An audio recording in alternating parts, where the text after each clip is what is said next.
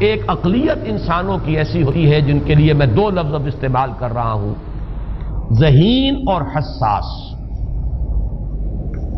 ذہین اور حساس لوگوں میں قبض اور بسط کی کیفیت، یہ مختلف سائیکلز ہیں جو آتی رہتی ہیں۔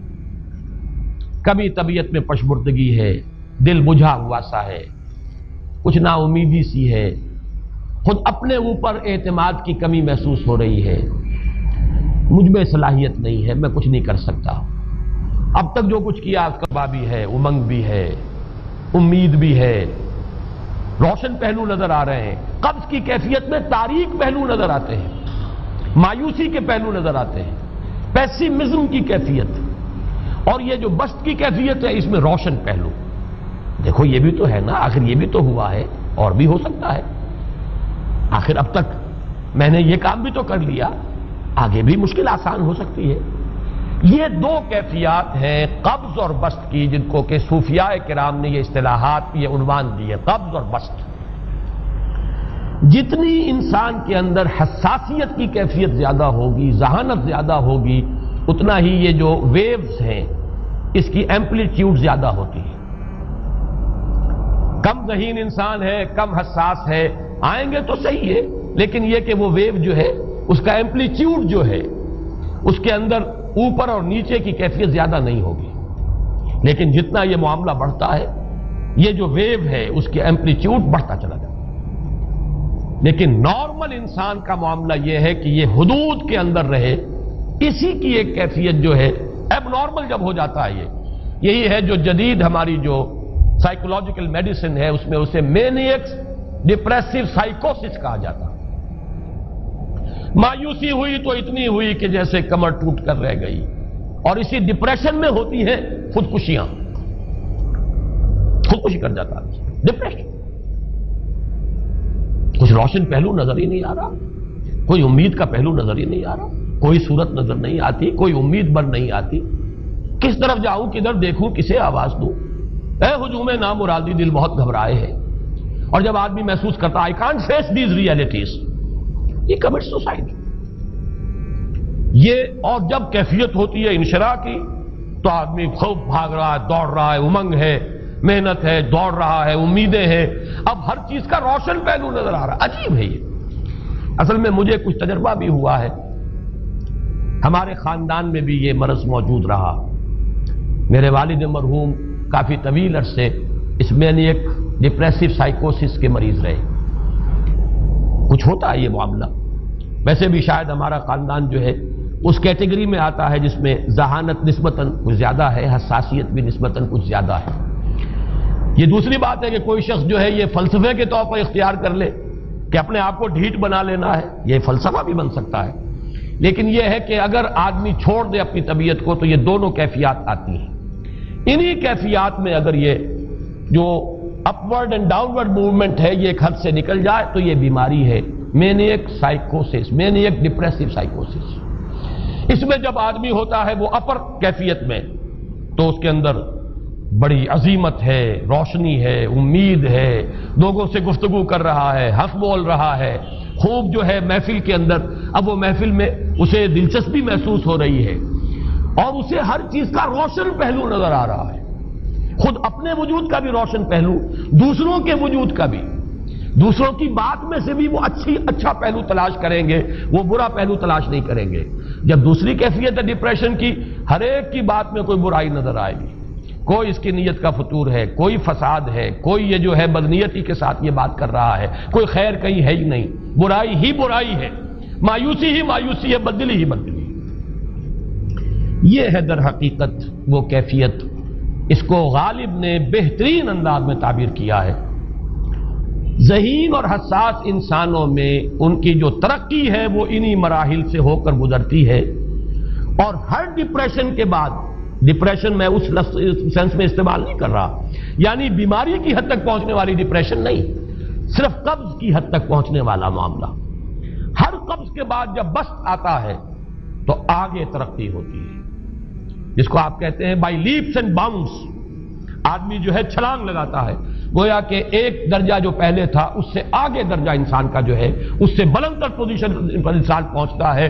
ہر قبض کے بعد جو نیا بست آتا ہے وہ ایک نئی کیفیت، نئی شان، نئی بلندی، نئی رفعت لے کر آتا ہے. اس کو غالب نے تعبیر کیا ہے بہت خوبصورت انداز ہے.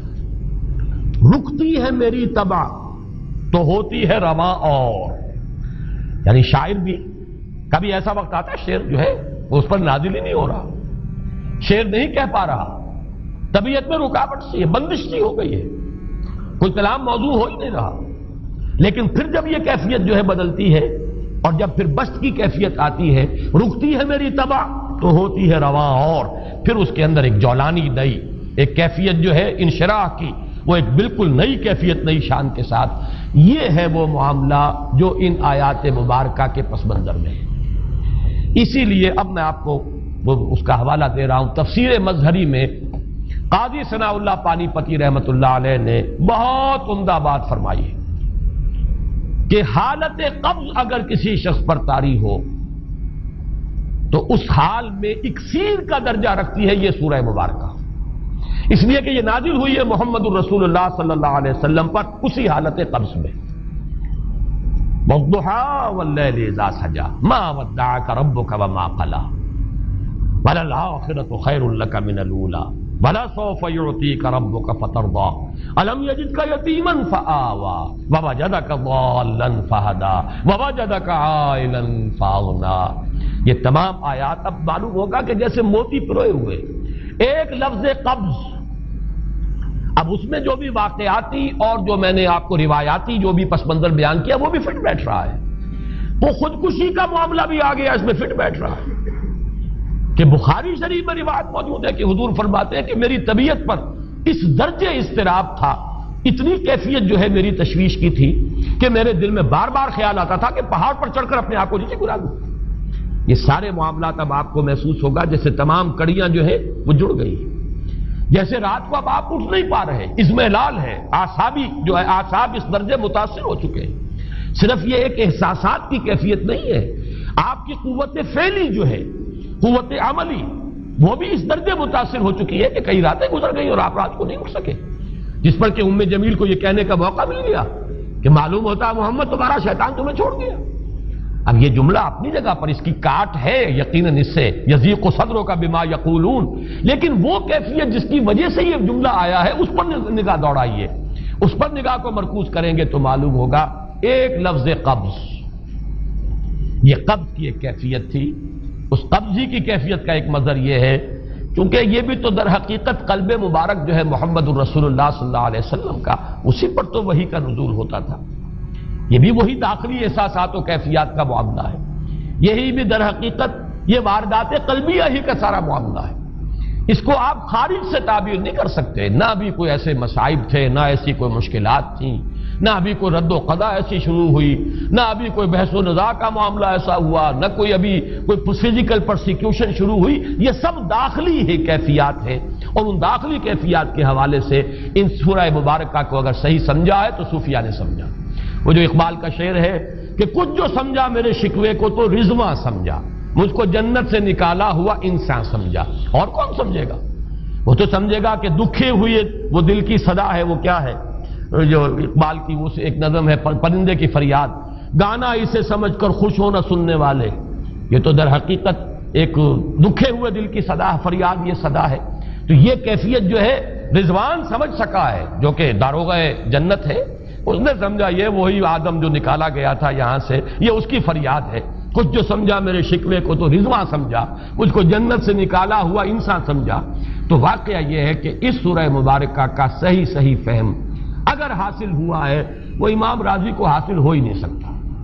وہ عقل اور منطق کی گتھیاں سلجھانے والے آدمی ہیں، اپنی جگہ ان کی کنٹریبیوشن بہت.